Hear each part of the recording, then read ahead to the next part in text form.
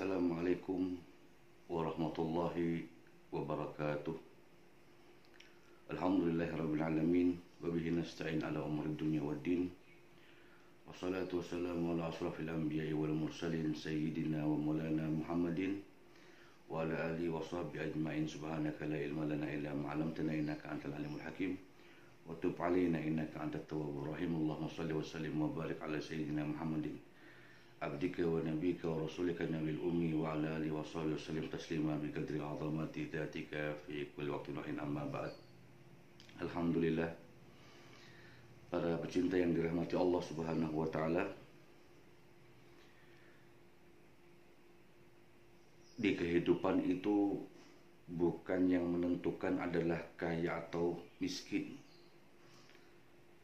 Dalam kehidupan itu bukan tentang yang kuat atau yang lemah. Tapi dalam kehidupan itu siapa di antara mereka yang bisa berlomba-lomba dalam kebaikan. Makanya dalam surah Al-Mulk Allah mengatakan waladzi khalaqakumul mauta wal hayata liyabluwakum ayyukum ahsanu amala. Allah ingin melihat di antara hamba-hambanya siapa yang ketika beramalnya itu menjadi lebih baik. Untuk itu, para pecinta yang dirahmati Allah Subhanahu wa taala, makanya dikatakan rahimallahu imra'an arafa qadra nafsahu. Allah sungguh merahmati seorang hamba yang tahu di posisi mana dia ditentukan, ditakdirkan oleh Allah Subhanahu wa taala. Artinya memaksimalkan peran yang diberikan Allah dengan sebaik-baiknya. Kalau perannya sebagai pengusaha, jadi pengusaha yang baik. Sebagai pegawai, jadilah pegawai yang baik. Sebagai wirausahawan, sebagai swasta, jadilah pedagang yang jujur. Makanya untuk itu, selain telah memberikan wejangan-wejangan, memberikan batasan-batasan, Nabi juga senantiasa memberikan pada kita ini obat-obat atau sebagai sesuatu yang bisa membuat mujarab agar rizki kita ini mudah, rizki kita ini lancar.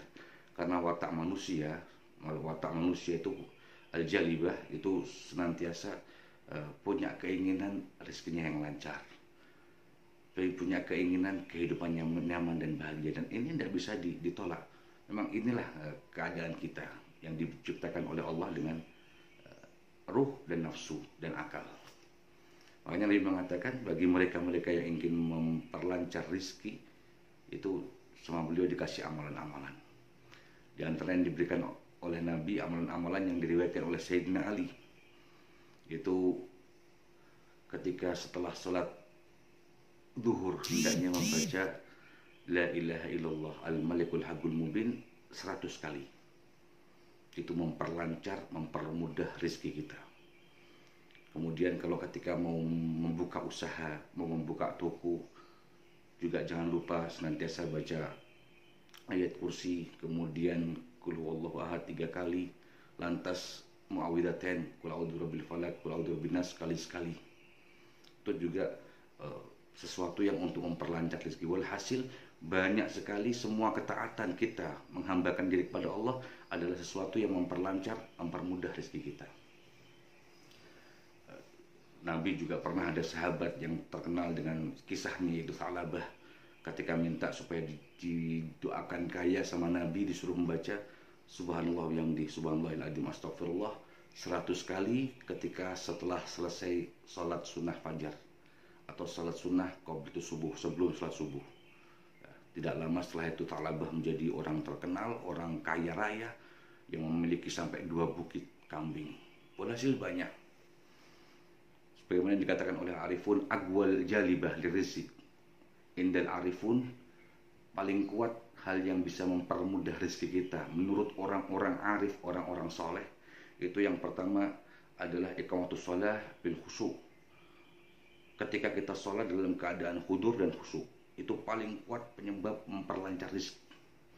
Kemudian diriwayatkan juga qiraatul waqiah khususan bilail, membaca surat waqiah khususnya di malam hari.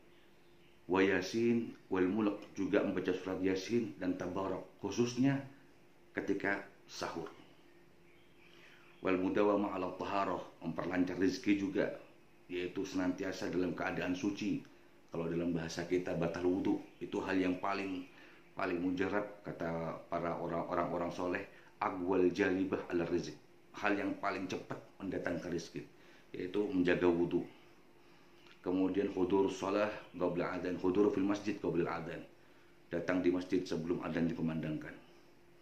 Ada sunnah, sunnatil fajr wa sunnatil witr fil bait, senantiasa melaksanakan sholat sunnah witir, sholat sunnah fajar ketika masih di rumah. Banyak sekali walhasil hal-hal yang bisa memperlancar dan mempermudah rezeki kita. Bahkan Imam Syafi'i mengatakan ada 4 perkara yang bisa mempermudah dan paling kuat untuk menarik rezeki, itu adalah 4 perkara, yaitu qiyamul lail, senantiasa melazimkan sholat tahajud, ya. Kemudian beliau mengatakan tahudus sedekah, senantiasa bersedekah, ya. Jadi jangan pernah punya anggapan kita bersedekah sebelum punya rezeki, setelah punya rezeki. Sebelum punya rezeki kalau bisa sudah bersedekah, karena itu adalah hal pemancing rezeki. Kemudian kasratul istighfar fil ashar, memperbanyak istighfar ketika sahur, sama sebagaimana diriwayatkan oleh hadis Sa'labah tadi, sahabat Sa'labah. Kemudian kata beliau, dzikr fi awalin nahar wa akhir, memperbanyak zikir ketika setelah salat subuh, kemudian setelah salat isya di malam hari.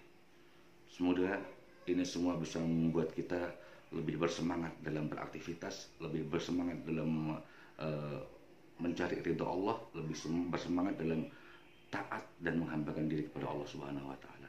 Hakadha minni, assalamualaikum warahmatullahi wabarakatuh.